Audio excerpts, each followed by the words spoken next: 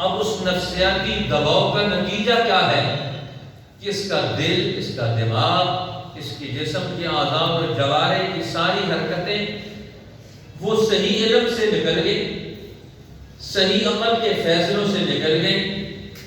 اب یہ کسی نفسیاتی دباؤ کا شکار ہو کر جب کام کرے گا تو یہ سارے کام اس کے ادھورے اور ناقص قرار پائیں گے، نتیجہ نہیں دیں گے۔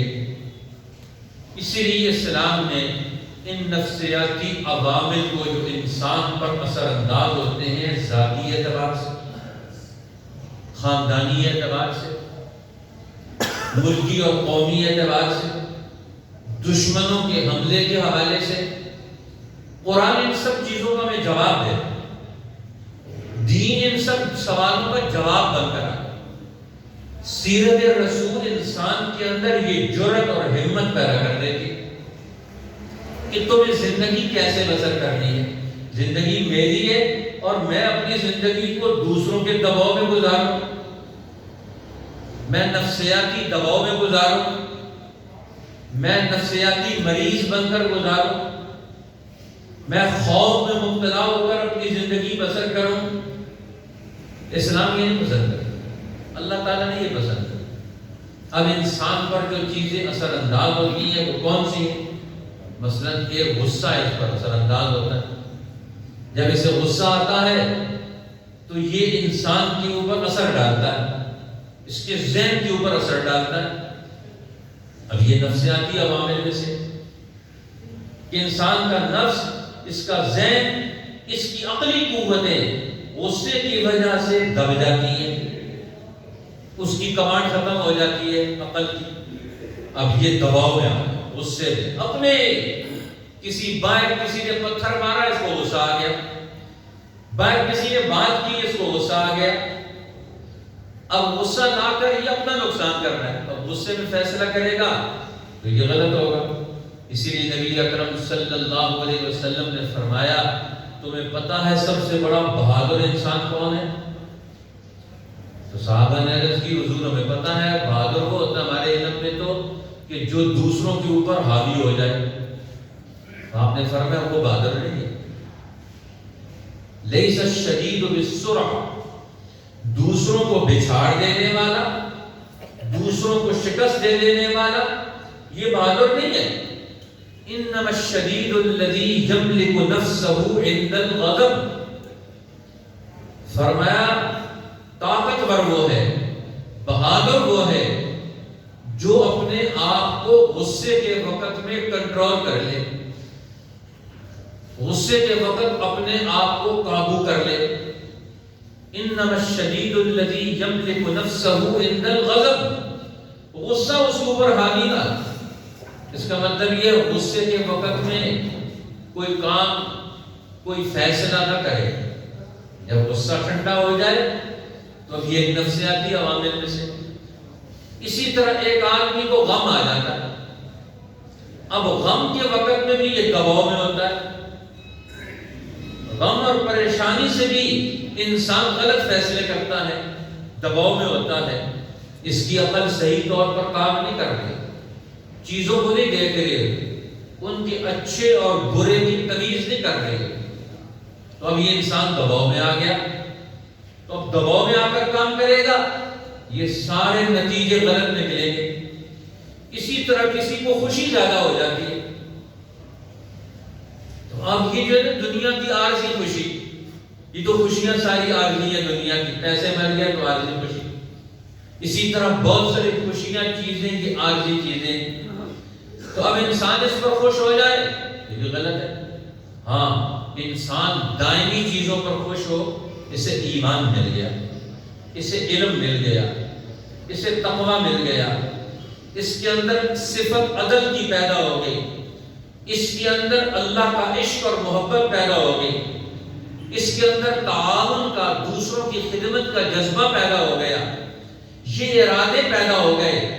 اب یہ خوش قسمت انسان، اسے ان کاموں پر خوش ہونا چاہیے کہ جب یہ ایمانی کام کرتا ہے، یہ تقوی کے کام کرتا ہے، یہ اللہ اور اللہ کے رسول کی مرضی کے کام کرتا ہے. فرحین بما آتاهم اللہ من فضلہ وَيَسْتَبْشِرُونَ بِالَّذِينَ مِنْ خَلْفِهِمْ لَمْ يَلْحَقُوا بِهِمْ مِنْ خَلْفِهِمْ. اب فرمایا ایمان والے یہ سچی اور صحیح زندگی، حقیقی زندگی کے جب انہیں کچھ خصلتیں اور عادتیں اور اعمال اور اخلاق انہیں حاصل ہوتے ہیں تو یہ اس پر خوش ہوتے ہیں. اس لیے رمضان المبارک یہ ہر سال اللہ تعالیٰ مسلمانوں کو ہر اعتبار سے تربیت دیتے ہیں، اور اس میں سے ایک تربیت کا عنصر ہے نفسیاتی عنصر. کیونکہ یہ دور جس سے ہم گزر رہے ہیں یہ نفسیاتی دباؤ کا، میڈیا کی خبریں، مرنے والوں کی خبریں ہیں، ڈاکٹروں کی آراء ہیں، حکمرانوں کے بیانات ہیں، علماء کے بیانات ہیں، اسی طرح مختلف آپس کی خبریں ہیں. ہر آدمی ذہنی طور پر مفلوج ہو، ذہنی طور پر پریشان ہو گیا. احتیاط ضروری ہے، احتیاط کا دامن نہیں چھوڑنا چاہیے، لیکن ہم نفسیاتی دباؤ میں نہ آئے کسی. اب رمضان المبارک کیا کرتا ہے؟ یہ انسان کے نفس کے اوپر جتنی چیزوں کے دباؤ ہوتے ہیں اور ہر دباؤ کو ختم کرتا ہے. اب رمضان المبارک ایک ماحول مہیا کرتا ہے. اب انسان یہ نفس کی خواہشات سے، سب سے پہلا دباؤ انسان کے اوپر اپنے نفس کی خواہشات کا. اس کی خواہشات جو ہوتی ہیں یہ اسے کوئی کام نہیں کرنے دیتی، یہ اس کے دباؤ میں ہوتا ہے.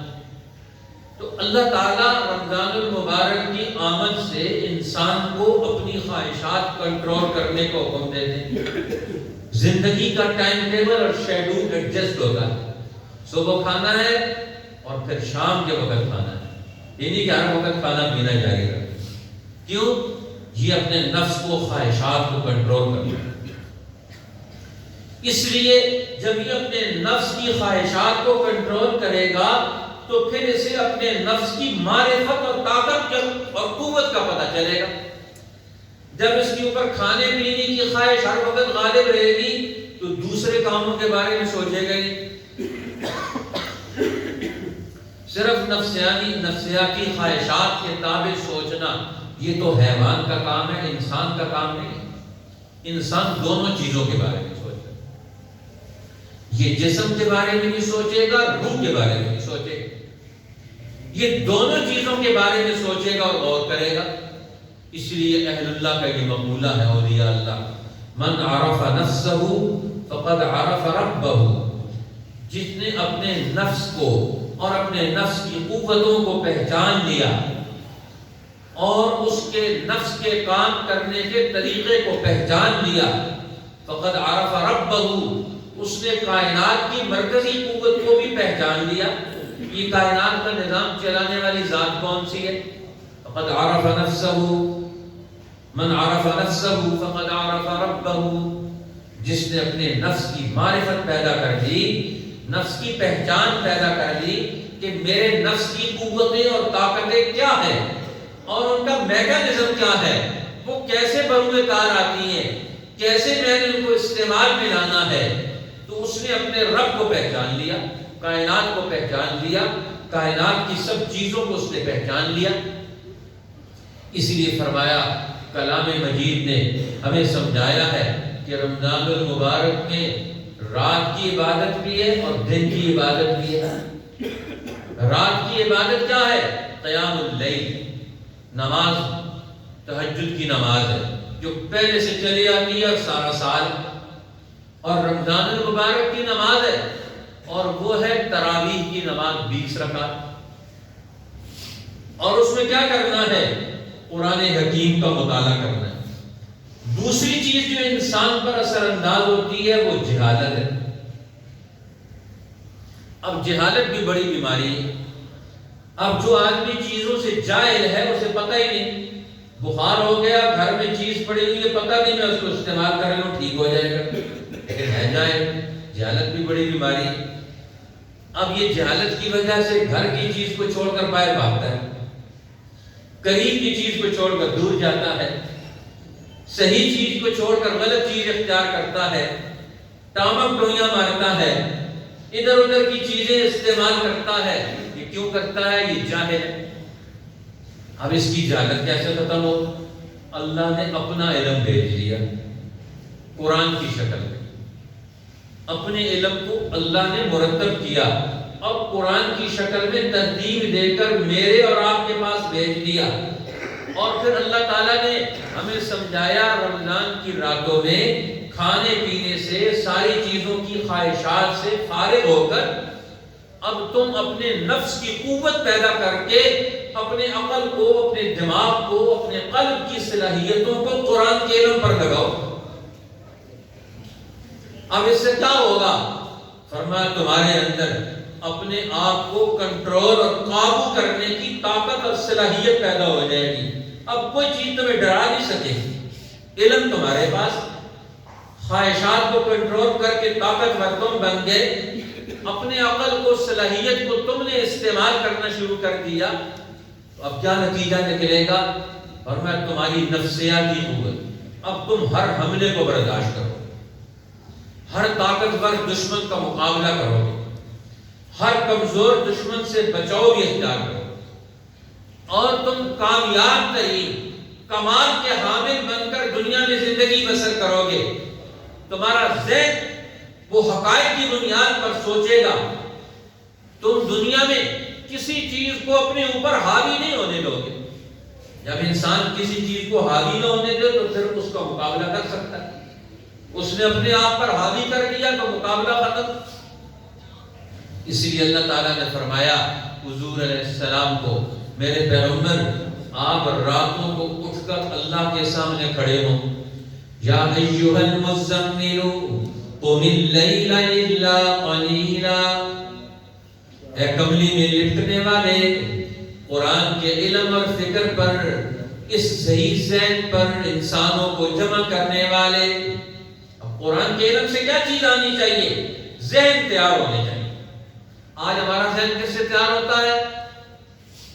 جھوٹی خبروں سے، افواہوں سے، دشمن کے پھیلائے ہوئے پروپیگنڈے سے ہمارا ذہن تیار ہوتا ہے. اللہ اپنے پیغمبر کی ڈیوٹی لگاتے ہیں. المزمل، مزمل کا ایک معنی ہے قرآن کے علم سے ذہن پیدا کرنے والا، دوست بنانے والا، زمیل بنانے والا، صاحب بنانے والا. جی ایک محنت اور مشقت کا راستہ اختیار کر کے انسانوں میں قرآن کے علم کا ذہن پیدا کر کے ان کو نئے سرے سے طاقتور بنانے والے. اب یہ نئے سرے سے طاقت ان میں کہاں سے آئے گی؟ ان کے موجود بازاروں نے، ان کے موجود حکمرانوں نے، ان کے موجود مذہبی پیشواؤں نے، ان کے موجود تعلیمی نظام نے، ان کے موجود کھانے پینے کے طریقہ کار نے ان کی زندگی کو کمزور کر دیا، مفلوج کر دیا ہے. اب آپ ان کی زندگی کا طریقہ کار بدل ڈالیں، ان کے سوچنے سمجھنے کا انداز بدل ڈالیں. قم اللیل الا قلیلا. اٹھ کے رات کو کھڑے ہو جائیں پوری رات یا رات کا کچھ حصہ. نصفہ وانقص منہ قلیلا او زد علیہ. آدھی رات یا اس سے بھی کچھ کم حصہ یا اس سے کچھ بڑھا دیں. اور رات کو کھڑے ہو کر کیا کہیں؟ وَرَتِّلِ الْقُرْآنَ تَرْتِيلًا. قرآن حکیم کو ٹھہر ٹھہر کر غور و فکر کے انداز سے اس کا مطالعہ کریں، اس کی تلاوت کریں. اس کے ایک ایک حرف کو، اس کے ایک ایک کلمے کو، اس کے ایک ایک معنی اور مطلب کو، انسانی زندگی میں کیا خوبی اور جلا اور طاقتیں ملتی ہیں ان کے ساتھ ملا کر اس کا مطالعہ اور تلاوت کریں. وَرَتِّلِ الْقُرْآنَ تَرْتِيلًا. اور قرآن کو ٹھہر ٹھہر کر غور و فکر سے، محبت و عشق سے اس کی تلاوت کریں. اور میں دیکھو تمہارے دل کی زمین کیسے تیار ہوگی، تمہارے دماغ کی خوبیاں کیسے بکھریں گی، تمہارے اوپر سے جہالت کا دباؤ کیسے ختم ہوگا، تمہارے اوپر سے نفسیاتی عوامل شیطانوں کے اور دشمن کے پیدا کرتا کیسے کافور ہو جائیں گے. اِنَّا سَنُلْقِي عَلَيْكَ قَوْلًا ثَقِيلًا. ہم آپ پر ایک بڑی بھاری بات، ذمہ داری والی بات، ذمہ داری والا کام آپ کے سپرد نسبت کرنے لگے. اس کائنات کے نظام کا ذمہ دار ہم نے آپ کو بنایا ہے. آپ قوموں کو رہنمائی دیں گے. آج دنیا کی قومیں شیطانوں کی رہنمائی میں چل رہی, ظالموں اور متکبروں کی رہنمائی میں چل رہی ہے. آج دنیا کی قوموں اور اداروں کا فیصلہ کرنے والے یا تو جاہل ہیں, جاہل نہیں تو وہ انسانوں کے اور خواہشات کے ایسے اسیر بن کر کہ وہ ساری دنیا کے انسانوں کو کمزور بنانا ہے, غلام بنانا چاہتے ہیں, محتاج بنانا چاہتے ہیں, کائنات کو انہیں کمزور بنا کے رکھنا چاہتے ہیں کہ یہ دنیا میں کمزور بن کر رہے. یہ ہمارے ویکسین کے محتاج ہوں, یہ ہماری میڈیسن کے محتاج ہوں, یہ ہماری غذائی نظام کے محتاج ہوں. اس لیے کائنات میں اسلام کہتا ہے کہ ہم یہ قرآن کیوں اتار رہے ہیں, پیغمبر کو کیوں بھیج رہے ہیں. یہ دنیا میں انسانوں کو غلام بنا کر, کمزور بنا کر, ذہنی طور پر مفلوج بنا کر, ذہنی منتشر بنا کر, یہ انسانی گلے کو, انسانی اجتماع کو ان پریشانیوں میں مبتلا کرنے والے لوگوں کے مقابلے میں آپ کو ذمہ داریاں لے کر دے رہے ہیں. اب مسلمان نام کس چیز کا ہے؟ ایک ذمہ دار فرد. وہ کائنات میں ذمہ داریاں نبھائے گا, ذمہ داریاں قرآن کے علم کی بنیاد پر نبھائے گا, ذمہ داریاں رمضان کی تعلیم و تربیت سے اپنے اندر خوبیاں پیدا کر کے دنیا کی قوموں کا لیڈر اور رہنما بنے گا.